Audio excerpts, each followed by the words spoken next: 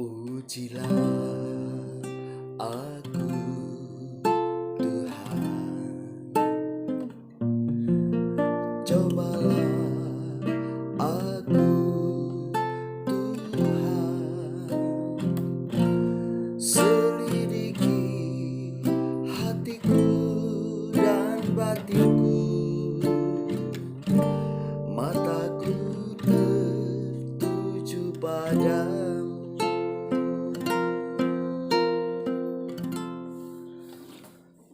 Shalom Bapak Ibu yang dikasihi oleh Tuhan, selamat pagi, selamat hari Minggu.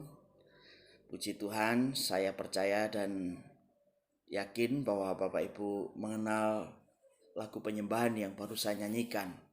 Ujilah aku, kenalah aku ya Tuhan. Itu sama dengan di dalam kitab Mazmur 139 ayat 23 sampai 24. Saya akan baca Mazmur 139 ayat yang ke 23 sampai 24. Selidikilah aku, ya Allah, dan kenalah hatiku. Ujilah aku dan kenalah pikiran-pikiranku. Lihatlah, apakah jalanku serong, dan tuntunlah aku di jalan yang kekal. Puji Tuhan. Dalam terjemahan yang lain dikatakan demikian. Selidikilah aku ya Allah, dan kenalah hatiku. Ujilah aku dan kenalah pikiran-pikiranku. Lihatlah, apakah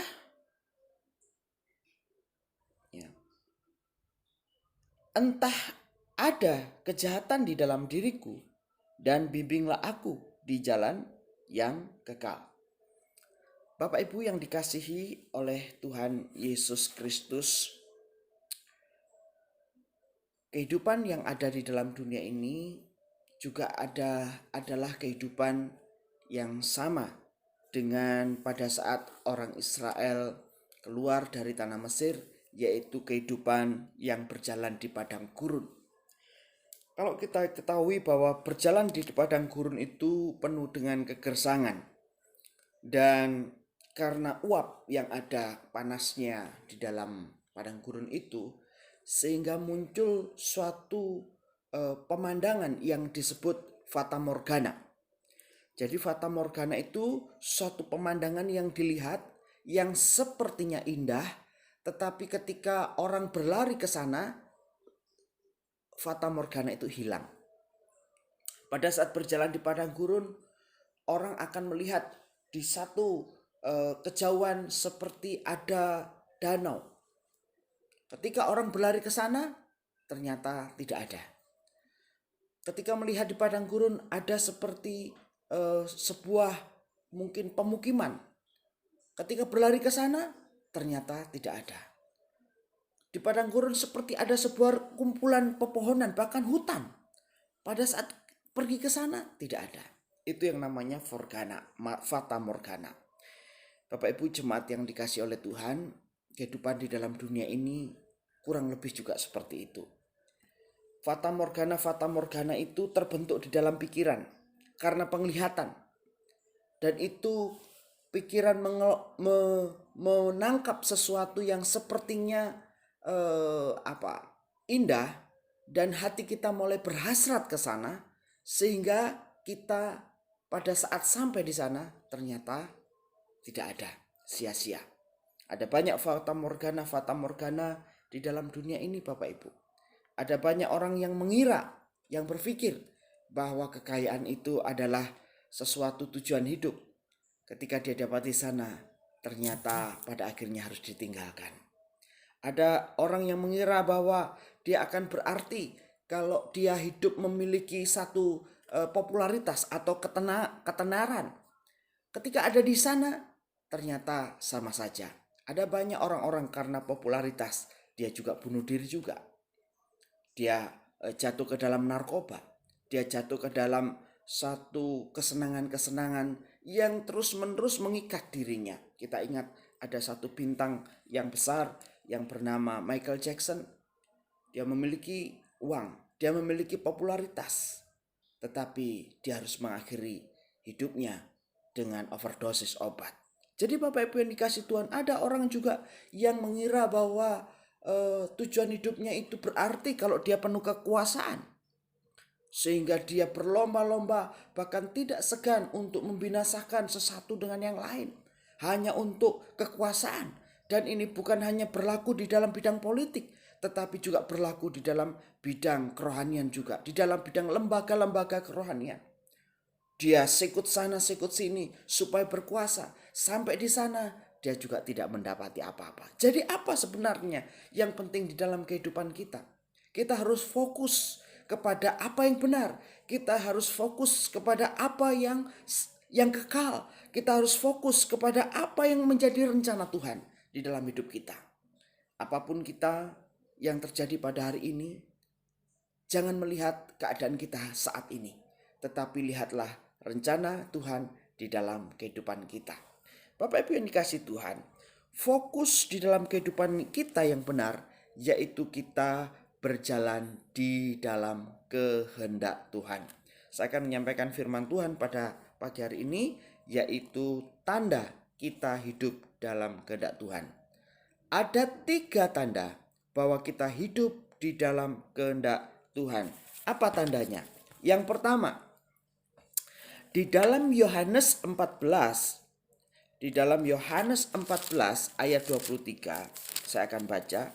Dalam Yohanes 14 ayat 23 mengatakan, ya, jika seorang mengasihi aku, ia akan menuruti firman-Ku, dan Bapa-Ku akan mengasihi dia, dan kami akan datang kepadanya dan diam bersama-sama dengan dia.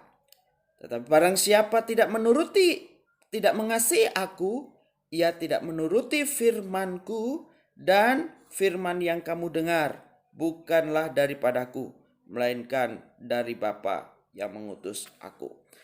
Ini adalah perkataan Tuhan Yesus. Bapak Ibu yang dikasih Tuhan, tanda yang pertama bahwa kita ini hidup di dalam kehendak Tuhan adalah pastikan bahwa kita berjalan di dalam firman Kristus. Ya, kita bersyukur sebagai orang Kristen, yaitu orang yang mengikut Kristus, kita hidup di dalam anugerah, kita hidup di dalam kasih Tuhan, kita hidup di dalam pembenaran, kita hidup dikuduskan oleh Tuhan Yesus Kristus. Bukan karena baiknya kita, bukan karena hebatnya kita, tetapi karena anugerah Tuhan Yesus. Oleh sebab itu, Bapak Ibu yang dikasih Tuhan, teruslah hidup dan bertumbuh di dalam pengenalan akan Tuhan. Bukan saja mengetahui firman Tuhan, bukan hanya hafal-hafal ayat Alkitab, bukan hanya kita pandai berkata-kata tentang firman Tuhan, tetapi hidupmu di dalam firman Tuhan itu. Dan bukan saja kita memilah-milah, memilih-milih daripada firman Tuhan. Oh, kalau bagian firman Tuhan ini saya mau melakukan, tapi kalau disuruh ini, disuruh itu, oh tunggu dulu, saya enggak mau. Bapak Ibu yang dikasih Tuhan, ada banyak orang Kristen hari-hari ini memilih firman Tuhan. Bapak Ibu sudah tahu Roh Kudus berbicara apa di dalam hidupnya, sudah tahu firman Tuhan itu harus berkata apa, kita harus menjalani apa di dalam kehidupan kita, tetapi kita juga tahu bahwa kita tidak mau untuk melakukan. Bapak Ibu yang dikasih Tuhan, bukan saatnya kita saling menghakimi atau orang berbicara itu, tetapi Roh Kudus sendiri yang berbicara di dalam hati kita. Apa yang harus kita lakukan?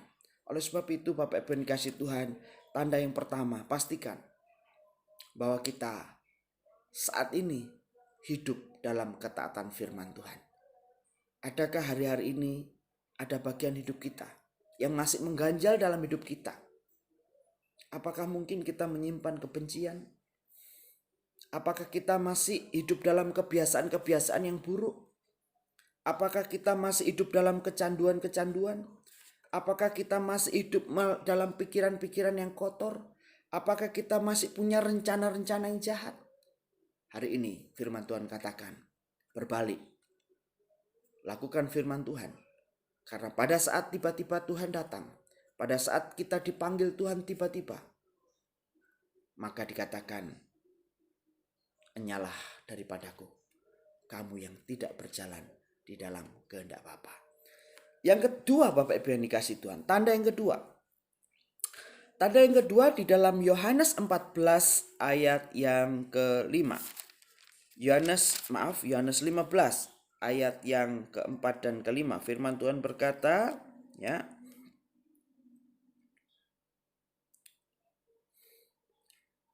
akulah pokok anggur dan kamulah ranting-rantingnya.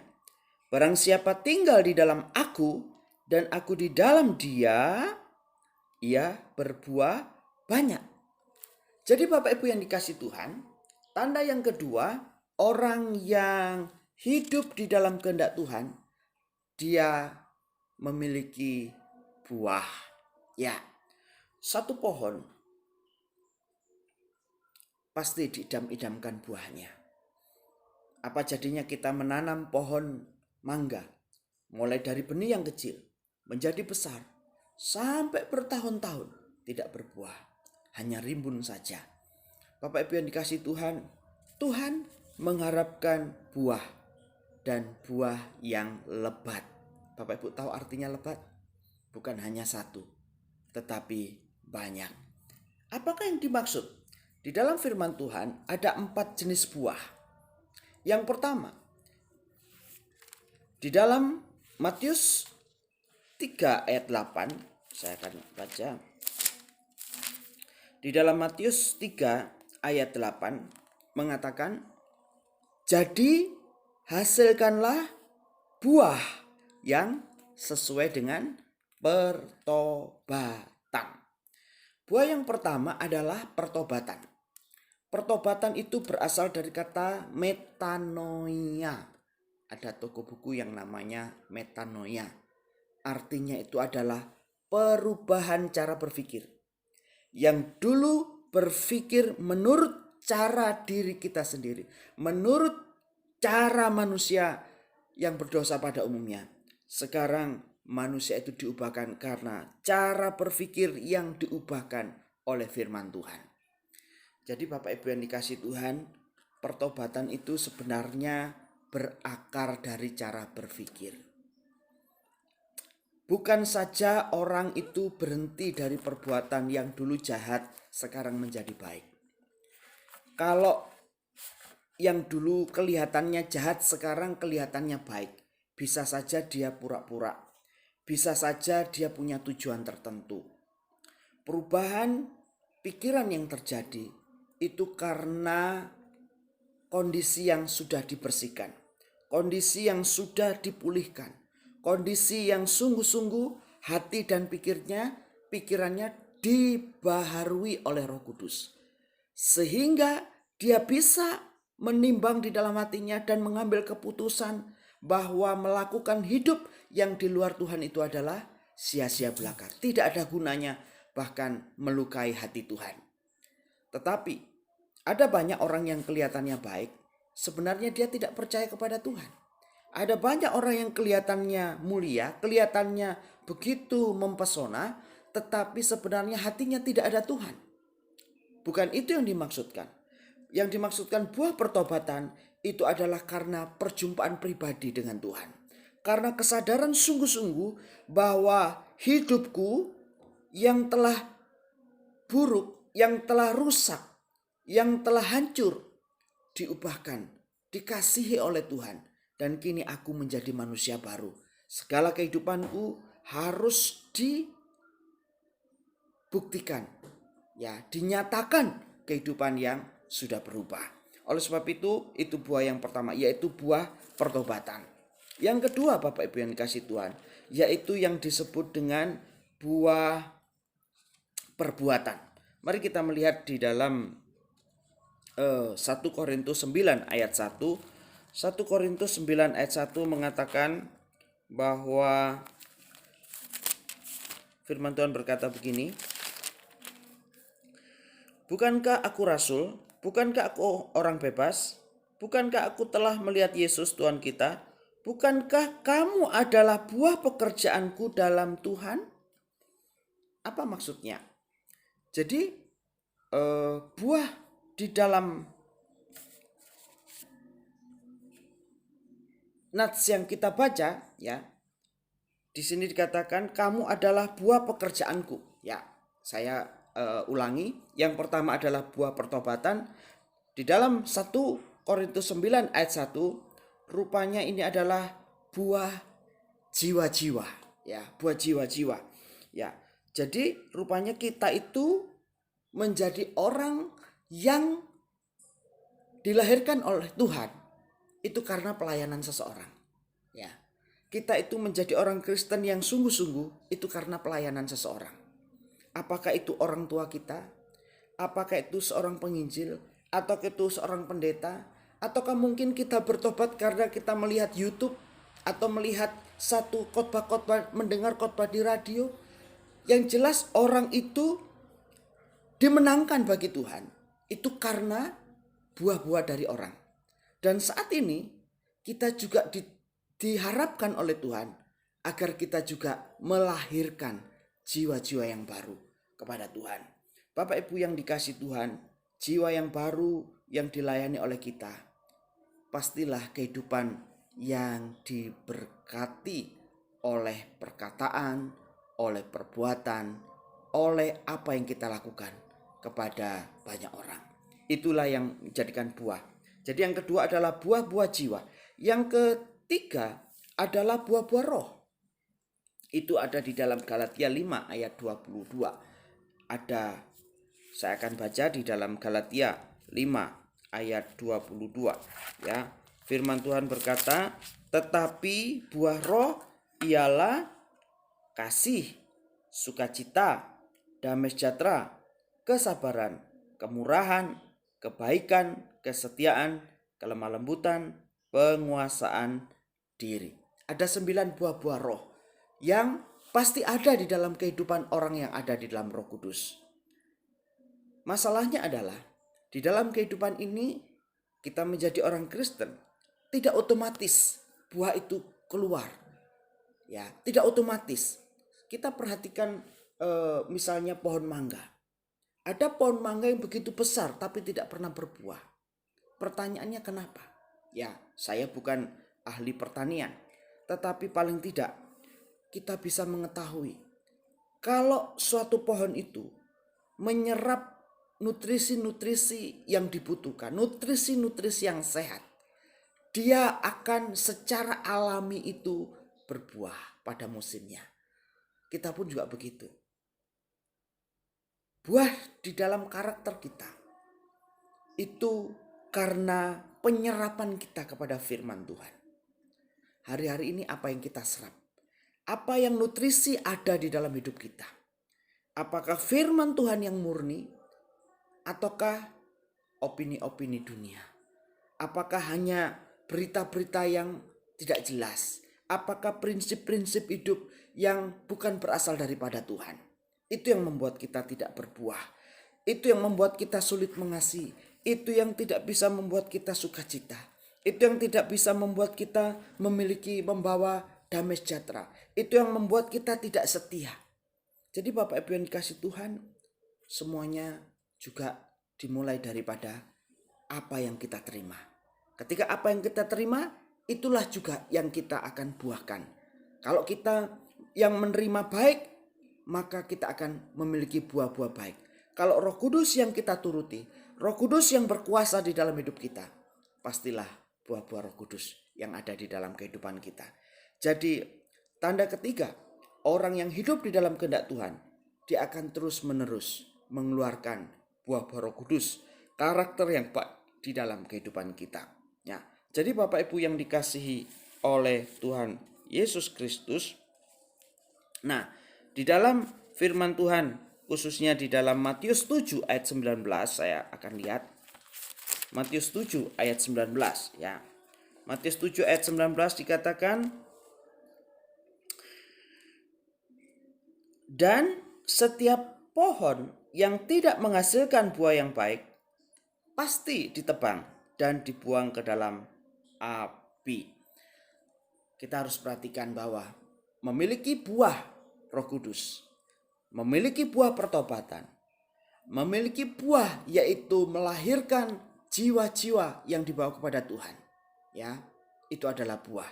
Dan firman Tuhan sekali lagi mengatakan, dan setiap pohon yang tidak menghasilkan buah yang baik pasti ditebang dan dibuang ke dalam api. Bapak Ibu tahu maksudnya, bahwa hidup kita adalah hidup yang harus berbuah. Hidup di dalam kehendak Tuhan adalah hidup yang pasti berbuah.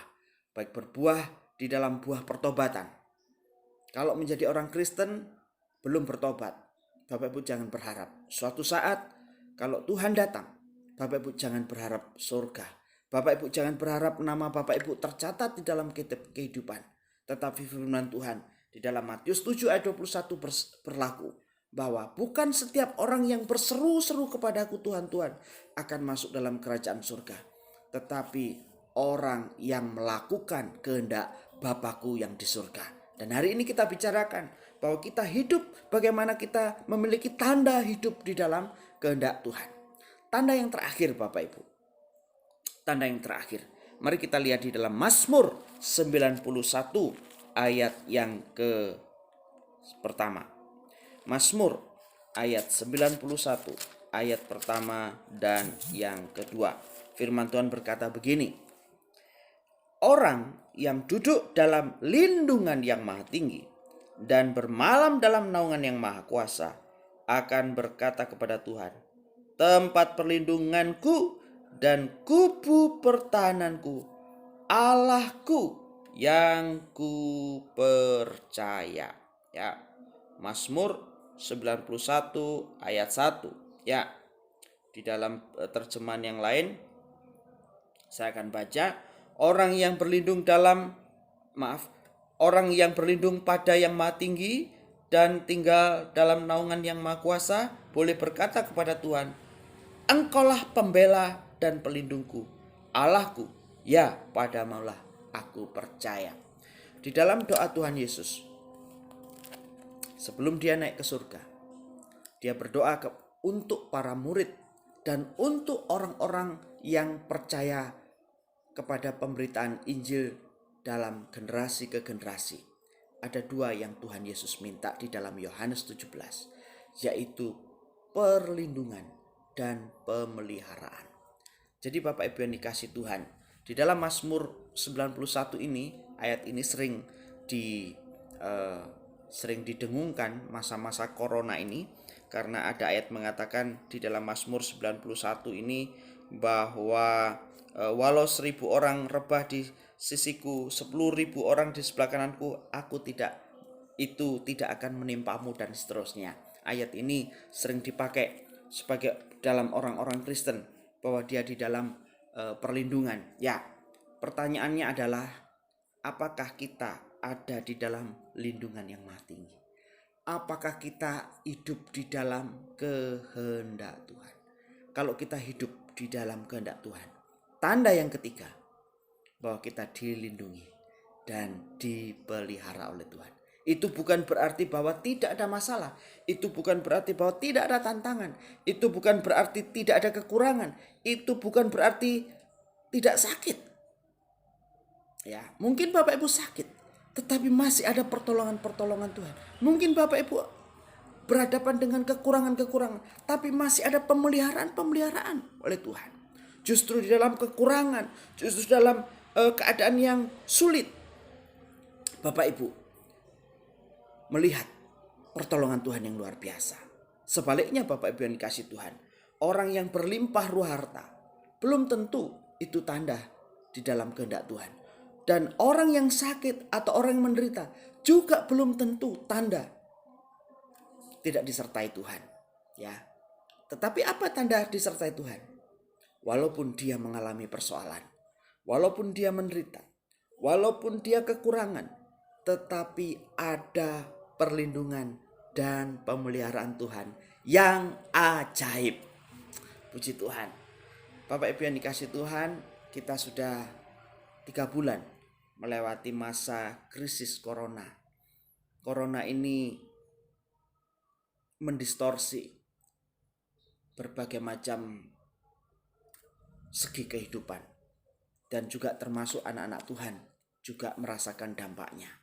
Ya, kita sudah tidak lagi berbicara masalah kekurangan atau masalah kekhawatiran dan seterusnya. Semua menggeluti, ya, menghadapi masalah yang sama.